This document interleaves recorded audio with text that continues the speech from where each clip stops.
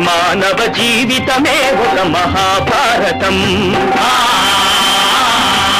మానవ జీవితమే ఒక మహాభారతం. అది మంచి చెడుల రెంటి నడుమ నిత్య ఘర్షణం. మాతృదేవోభవ. గుండెన్ పీటగా చేసి నీ సుతులనే కూర్చుండగా చేసి, నీ గుండెన్ ప్రక్కగా చేసి నీ సుతులనే కూర్కొందగా చేయు, ఆ గుండెన్ ప్రక్కగా చేసి నీ సుతులనే కూర్కొందగా చేయు, నీ గుండెన్ ప్రక్కకు ద్రోసి మాట విని నన్ గ్రుడ్లెర్రగా చేయు, ఈ బండల్ వారిన పౌరుషములకు అబ్బా ఎంత క్షోభింతువో తల్లి, ఈ బండల్ వారిన పౌరుషములకు అబ్బా ఎంత క్షోభింతువో. అహంభావం అవమానాన్నైనా సన్మానాన్నైనా రెట్టింపు చేసి చూపిస్తుంది అన్న విషయాన్ని మనకు అవగాహన కావిస్తూ ఉన్న మహాభారత కథాశ్రవణం కోసం ఎదురు చూస్తూ ఉన్న భక్తి టీవీ ప్రేక్షక మహాశయులందరికీ కవి బ్రహ్మ ఉభయ కవి మిత్రుడు తిక్కన సోమయాజి రచించిన ఆంధ్ర మహాభారతం కర్ణపర్వానికి సాగుతున్న సామాజిక వ్యాఖ్యలో 1274వ భాగానికి స్వాగతం పలుకుతున్నాం. మానవ జీవితమే ఒక మహాభారతం. అది మంచి చెడుల రెంటి నడుమ నిత్య ఘర్షణం. ఎంతో భయంకరంగా మాట్లాడేసరికి అర్జునుడు తట్టుకోలేకపోయాడు. ముఖ్యంగా వీరుడైన వాడు ఆయుధాన్ని తను ప్రధానంగా భావించి ప్రేమించి పూజించేటువంటి ఆయుధాన్ని ఇతరులకు ఇమ్మనేసరికి తట్టుకోలేకపోయాడు. అందుకని వెంటనే మళ్ళీ ఇతనిలో రజోగుణం బాగా ప్రేరితమైపోయి రెచ్చిపోయాడు. కృష్ణ మాలిమి మాలి ఈతడను మాటలకన్నిటికి ఇంతసేపునే తాలిమి పూనియుంటిని. కృష్ణ ఎన్ని సహించమంటావు అన్నగారనే పేరు మీద ఏమిటా మాట, నా ఆయుధాన్ని పరులకిమ్మంటాడా? మాలిమి మాలి ఇతడను మాటలకన్నిటికి ఇంతసేపునే తాలిమి పూనియుంటిని. ఇక తమ్ముడగాను ఇతడన్నగాడు, తమ్ముడగాను ఇతడన్నగాడు, వేయేల శరాసనంబరులకిమ్మనునెవ్వడు, వేయేల శరాసనంబరులకిమ్మనునెవ్వడు, వాని కంఠమీ వాలున తుంపగా ప్రతిన పట్టిదిగావున త్రుంతునీతనిన్. అన్నదమ్ముల అనుబంధం శ్మశానంలో పిశాచాల స్థాయికి వెళ్ళిపోయింది. మనిషి మనస్సు ఎంత చెడ్డదో ఈ సన్నివేశం గుర్తు చేస్తుందండి. ఇంతవరకు అన్నగారు ఎన్నన్నా పడినవాడు ఒక మాట అంటే పడక చివరికి ఇప్పుడు అన్నగారి మీద కత్తి దూశాడు అర్జునుడు, చంపేస్తాను వీడని. ఆవేశాలు ఎందుకు జరుగుతూ ఉంటాయో, అన్నగారు తమ్ముడిని చెప్పాడు, తమ్ముడు అన్నగారిని చెప్పాడు, కొడుకు తల్లిని చంపేశాడు, తల్లి కొడుకుని చంపేసింది, ఇవన్నీ ఎందుకు వస్తాయో ఆలోచించండి. ఇందులో ఏమీ అసహజం లేదు. ముందు మాటలే వాటిని రెచ్చగొడుతూ ఉంటాయి. మాలిమి మాలి ఇతడను మాటలగన్నిటికింతసేపునే తాలిమి భూనియుంటిని. ఇక తమ్ముడగాను ఇతడన్నగాడు, వేయేల శరాసనంబరులకిమ్మనునెవ్వడు, వాని కంఠమీ వాలున ద్రుంపగా ప్రతిన బట్టిదిగావున త్రుంతునీతనిన్.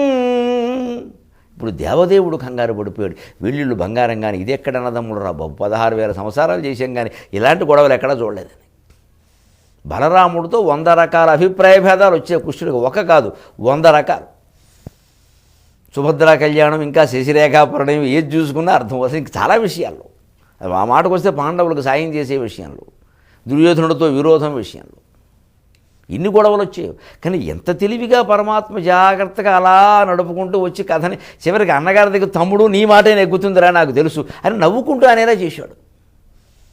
చిత్రంగా ఆయన రామావతారంలో తమ్ముడు చేత సేవ చేయించుకున్నట్టే ఇక్కడ కూడా అన్నగారు అయ్యిండు కూడా ఆయన చేత చేయించుకున్నాడు. ఈయన పెద్ద మనిషి, లౌక్యం బాగా ఎక్కువ. బలరాముడు ఈయనకి సేవ చేశాడని చెప్పాలి, ఈయన ఆయనకి చేసింది ఏం లేదు నిజానికి, ఏం నమస్కారం పెట్టాడేమో అంతే. మామూలు ఆ నిర్వహణ సామర్థ్యం అనేది నిజంగా శ్రీ మహావిష్ణువు నుంచి నేర్చుకోవాలండి. రామావతారంలోను కృష్ణావతారంలో కూడా, ప్రత్యేకించి కృష్ణావతారంలో అసలు ఆ కోపం అనేది చూడమంతే, ఎలా తిప్పుకుంటూ వస్తాడు. ఇక్కడ వీళ్ళ పరిస్థితి చూడండి. ఇంతవరకు ఆయన ఏదో అప్రాచ్యంగా మాట్లాడాడంటే ఈయన అంతకంటే అప్రాచ్యంగా ప్రవర్తిస్తున్నాడు. ఎందుకుట? ఈయన మనస్సులో ఓ ప్రతిజ్ఞ చేసుకున్నట్టు ఇక్కడ మనం గమనించాలి మూల భారతంలో ఉన్న విషయాన్ని. కృష్ణ, నేను ఒక ప్రతిజ్ఞ చేశాను, నా ప్రధానమైన ఆయుధమైన గాండివాన్ని ఎవరైనా వేరే వాడికి ఇమ్మని మాట్లాడితే వాడి తలకాయ తెగ్గొట్టేస్తాను అని ప్రతిజ్ఞ చేశాను. అంటే అదేమిటి ఇప్పుడు పత్రికల్లో రాలేదే అన్నాడు ఆయన. ఇప్పుడు సైంధవ వధ నవపని చేసిన వెంటనే తెలియపోయినా అరగంటకి తెలిసింది. ఏవో కొన్ని కర్ణుని చంపుతానన్నావు, అది కూడా మాకు తెలిసింది. భీముడు సరే దుశ్శాసనుడి విషయంలో దుర్యోధనుడి విషయంలో సభలోనే చేశాడు, అవి పత్రికల్లో వచ్చే ప్రచార సాధనాల్లో బ్రేకింగ్ న్యూస్ అని వేశారు. ఇది ఎక్కడా వేయలేదే. ఈ మాట ఎప్పుడో నా జని దుంపదగా అంటే నేను మనస్సులో చేసుకున్నాను. వీళ్ళు బంగారం కానీ మనస్సులో ఎవరికీ తెలియకుండా చేసుకుని ప్రతిజ్ఞను పాటించి తీరాలా, మనస్సులో ఉందనుకుంటాం. ఎవరి మీద కోపం కలిగినప్పుడు ఏదో అనుకుంటా, అది ప్రతిజ్ఞ. ఇక్కడే మనం గ్రహించాల్సింది ఏమిటంటే ఈ ఆక్షేపణ చేస్తూనే ఆ కాలపు మనుషులు, ఆ ద్వాపర యుగం నాటి మనుషులు మనస్సులో చేసుకున్న ప్రతిజ్ఞలకు కూడా అంత ప్రాధాన్యం ఇచ్చేవారు. అంటే ఎవరినైనా చూడగానే వాళ్ళకి ఏదో మనస్సులో సానుభూతో జాలు అనిపించి ఎప్పటికైనా సరే మనకు డబ్బు ఉన్నప్పుడు ఒక ₹1,00,000 తనకి ఇచ్చేయాలి అని మనస్సులో అనుకుంటే చేసేసేవాడు. అనుకున్నాం చేయలేకపోయాం. ఇప్పుడు మనస్సు కాదు, మాట కాదు, చేత్తో చేసిన దానికి దిక్కులేదు, మాటకు అసలు దిక్కులేదు. ఈ తేడా గమనించాలి మనం. ఆ యుగధర్మంలో తేడా అంటే అది. మాలి ఈతడను మాటలకన్నిటికి ఇంతసేపు నే తాలిమి భూని ఉంటుంది. ఏమీ ఔచిత్యం లేకుండా, మంచి చెడ్డ చూడకుండా, అసలు మనిషిని కూడా చూడకుండా, నువ్వు మూడో పుట్టుకు మగవాడిగా అనవసరంగా పుట్టేవయ్యా, ఆడపిల్ల పుట్టుంటే మా సరదా తీరేదని మాట్లాడుతున్నాడు. శ్రావణమాసం పేరంటలాగా. ఇవన్నీ అవమానాలు కదా. పైగా మా అబ్బాయిని పిలుస్తున్నాడు చచ్చిపోయిన వాడిని, మీ నాన్న పనికిరాని వాడు రాని. మేము బతుకున్న వాళ్ళకంటే వాళ్ళందరూ ఎక్కువ. ఇవన్నీ నేను సహించాను. ఏదో కోపడ్డాడు పోన్లే. ఇక నేను తమ్ముడిని కాదు, నేను ఇక తమ్ముడు కానీ ఇతను అన్నగాడు. ఇక నేను తమ్ముడు కాదు, ఇతను అన్నగాదు. పో 1000 మాటలు అనవసరం అచ్యుత. శరాసనంబు ఒరులకిమ్మను నెవ్వడు.